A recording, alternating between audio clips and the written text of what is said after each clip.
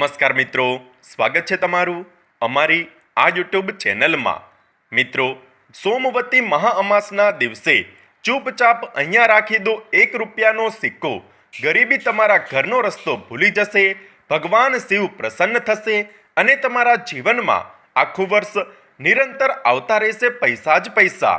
અને મિત્રો, સોમવારના દિવસે આવનારી અમાસને સનાતન ધર્મમાં પર્વના રૂપમાં મનાવવામાં આવે છે।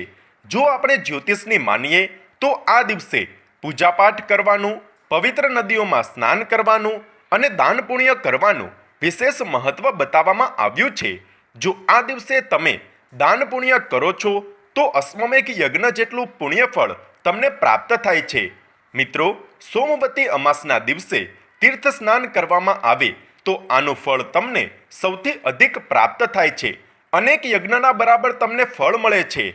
પરંતુ મિત્રો, જો તમે આ અમાસના દિવસે ₹1નો સિક્કો આ જગ્યા પર રાખી દેશો તો ગરીબી તમારા ઘરનો રસ્તો ભૂલી જશે અને આખું વર્ષ તમારા જીવનમાં આવતા રહેશે પૈસા જ પૈસા। હા મિત્રો, સોમવતી અમાસના દિવસે જો કેટલાક નાના નાના ઉપાયો કરવામાં આવે તો જીવનમાંથી ગરીબી હંમેશા માટે દૂર થાય છે અને જીવનમાં સુખ સમૃદ્ધિ તેમજ ધન સંપત્તિ આવે છે। ભગવાન શિવ અને માતા લક્ષ્મીની કૃપા પ્રાપ્ત થાય છે। સાથે જ મિત્રો, આ દિવસે પવિત્ર નદીઓમાં સ્નાન કરવાનું પણ વિશેષ મહત્વ છે।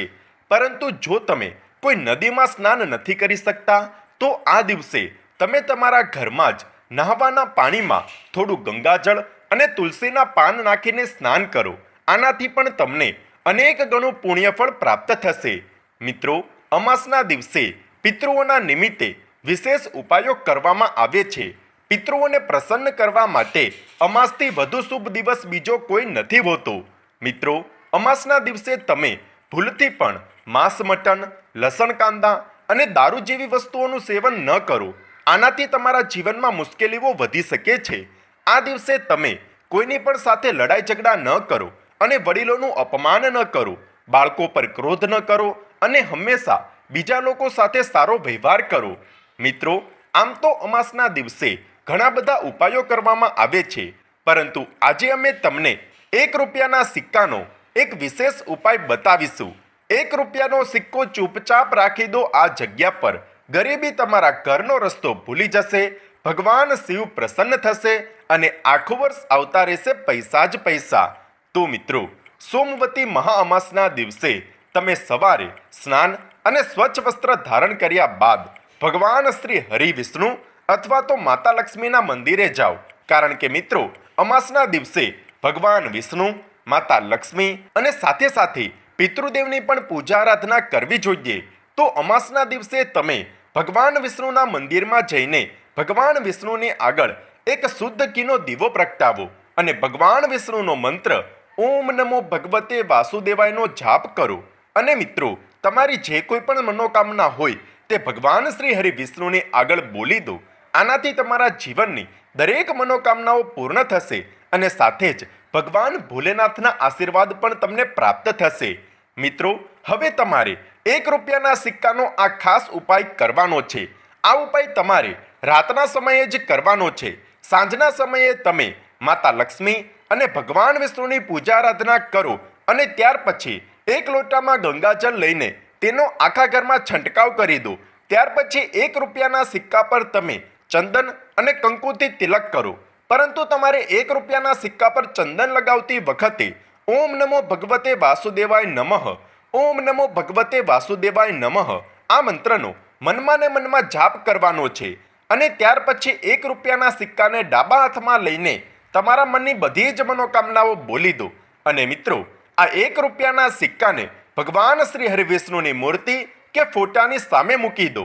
હવે મિત્રો, આગળના દિવસે સવારે તમે વહેલા ઉઠીને સ્નાન અને સ્વચ્છ વસ્ત્ર ધારણ કર્યા બાદ ભગવાન શ્રી હરિવિષ્ણુની પૂજા કરો અને ત્યાર પછી જે ₹1નો સિક્કો તમે ભગવાન વિષ્ણુની મૂર્તિ કે ફોટાની સામે રાખ્યો હતો તેને ઉઠાવીને તમારા ઘરની તિજોરીમાં કે જ્યાં તમે ધન રાખો છો, જ્યાં તમે પૈસા રાખો છો કે ઘરની અલમારીમાં મૂકી દો। હવે જ્યારે પણ તમે કોઈ મહત્વપૂર્ણ કાર્યથી ઘરની બહાર નીકળો ત્યારે તમે આ ₹1ના સિક્કાને તમારા પાકીટમાં કે તમારા ખિસ્સામાં મૂકી દો। કારણ કે મિત્રો આ 1 રૂપિયાના ચમત્કારથી તમારું કોઈ પણ મહત્વપૂર્ણ કાર્ય સફળતાપૂર્વક પૂર્ણ થશે અને તમને ધંધાના તેમજ દરેક ક્ષેત્રમાં સફળતા હાંસલ થશે તેમજ જીવનમાં આવી રહેલી બધી જ પ્રકારની સમસ્યાઓ દૂર થઈ જશે. હવે મિત્રો સાથે જ આ અમાસના દિવસે તમે સૂતા પહેલા ઘરના પૂજા સ્થાનમાં 1 રૂપિયાનો સિક્કો મૂકી દો અને પછી તમે જ્યારે પણ સૂવા માટે જાઓ તો આ 1 રૂપિયાના સિક્કાને મંદિરમાંથી ઉઠાવીને તમારા તકિયાની નીચે મૂકી દો અને આગળના દિવસે સવારે ઉઠીને સ્નાન તેમજ સ્વચ્છ વસ્ત્ર ધારણ કર્યા બાદ 1 રૂપિયાના સિક્કાને નજીકના કોઈ મંદિરમાં જઈને દાન પેટીમાં નાખી દો. આ 1 રૂપિયાનો સિક્કો તમારે કોઈને પણ આપવાનો નથી, પરંતુ મંદિરની દાન પેટીમાં જ નાખવાનો છે. આનાથી તમારા જીવનની ધન સંબંધિત તમામ પ્રકારની સમસ્યાઓ તો દૂર થશે જ, સાથે જ તમારા જીવનમાં સુખ સમૃદ્ધિ અને ધન સંપત્તિનું આગમન થશે. ભગવાન ભોલેનાથ અને માતા લક્ષ્મીની કૃપા પણ તમને પ્રાપ્ત થશે.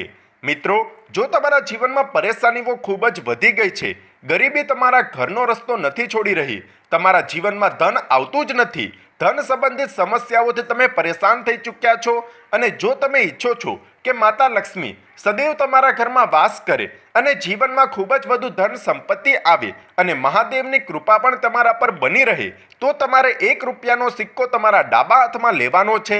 સાથે જ 1 કટોરીમાં થોડું દૂધ પણ લઈ લો તેમજ થોડું ગંગાજળ લો અને તેમાં 2-3 તુલસીના પાન નાખી દો અને આને ખુલ્લા આસમાનની નીચે મૂકી દો, જેથી આખી રાત ચંદ્રના સકારાત્મક કિરણો આ જળ પર પડશે અને આગળના દિવસે સવારે તમે આ 1 કટોરી દૂધ અને ગંગાજળને તુલસીના છોડમાં અર્પણ કરી દો અને 1 રૂપિયાના સિક્કાને તમારા ઘરની તિજોરીમાં મૂકી દો. આનાથી તમારા જીવનમાં આવી રહેલી ધન સંબંધિત તમામ પ્રકારની સમસ્યાઓ તેમજ પરેશાનીઓ દૂર થશે. ગરીબી તમારા ઘરનો રસ્તો ભૂલી જશે અને આખું વર્ષ તમારા જીવનમાં નિરંતર આવતા રહેશે પૈસા જ પૈસા. ભગવાન શિવ, માતા લક્ષ્મી અને ભગવાન શ્રી હરિ તમારા ઘરમાં વાસ કરશે. તો મિત્રો, સોમવતી મહાઅમાસની રાત્રે તમે 1 રૂપિયાના સિક્કાથી જોડાયેલા આ ઉપાયો કરીને તમારા જીવનની તમામ પ્રકારની સમસ્યાઓ અને પરેશાનીઓથી છુટકારો મેળવી શકો છો. જો તમને આ વિડીયો પસંદ આવ્યો હોય, જો તમને આ જ્ઞાનવર્ધક માહિતી પસંદ આવી હોય તો વિડીયોને લાઈક કરો, શેર કરો, કમેન્ટમાં જય શ્રી હરિ વિષ્ણુ, જય ભોલેનાથ અવશ્ય લખી દો અને જો તમે અમારી ચેનલ પર નવા છો તો ચેનલને સબસ્ક્રાઇબ કરવાનું ના ભૂલતા. ધન્યવાદ.